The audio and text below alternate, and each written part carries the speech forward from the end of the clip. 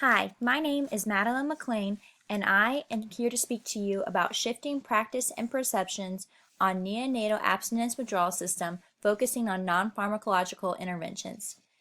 In 2012, 21,732 babies were born in opioid withdrawal. This year, in 2018, it is estimated by Substance Abuse and Mental Health Services Administration that a baby will be born every 5 minutes in withdrawal.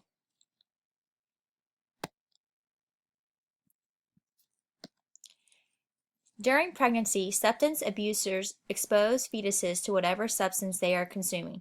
These substances include alcohol, tobacco, prescription medications, or illegal substances. Physiological withdrawal from these substances is evidenced in newborns with symptoms such as irritability, excessive crying, sucking, tremors.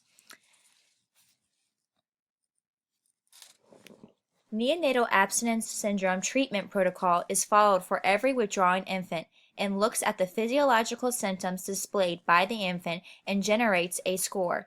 If the score becomes too high, the doctor is notified and the infant will most likely be started on methadone to manage the withdrawal.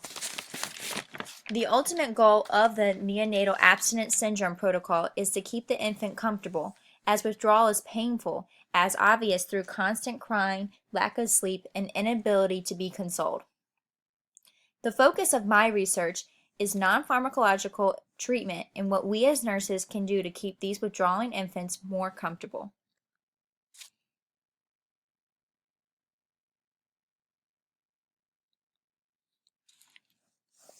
Non-pharmacological interventions can include some of the following.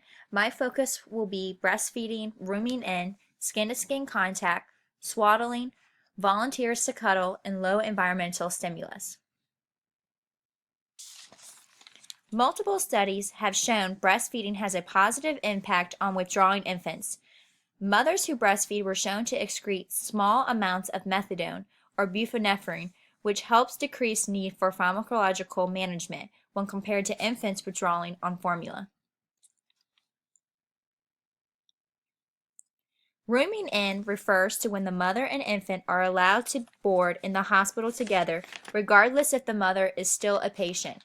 This also allows the mother to be an active participant in the infant's care. Skin-to-skin contact is when bare skin contact between the mother and infant is allowed to promote comfort and sleep as well as it's shown to improve vital signs.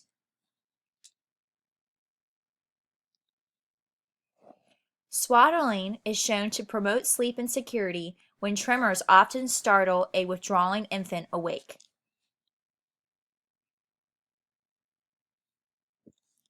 Many hospitals have volunteer programs that allow volunteers to come to the nursery to hold and rock withdrawing infants, which promotes sleep and contact for those infants where the mothers do not stay. What does the future look like? While pharmacological care will always be important in neonatal abstinence syndrome, we should not ignore positive outcomes that non-pharmacological interventions can give, sometimes even reducing non-pharmacological interventions. Nurses should educate mothers about the importance of these non-pharmacological interventions, such as breastfeeding, rooming in, and skin-to-skin contact.